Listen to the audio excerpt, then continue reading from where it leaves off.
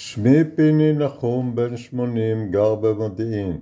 לפני כשנתיים פניתי לרואה חשבון ויועץ פיננסי בשם דורון נכטלר על מנת שיסדיר עבורי זכויות פנסיה והחזרי מס, וזאת לאחר כחצי שנה של ניסיון כושל להיעזר ברואה חשבון שלא אזכיר שמו, ובמקום החזר מס של כ-4,500 ש"ח קיבלתי חיוב של כ-6,000 ש"ח.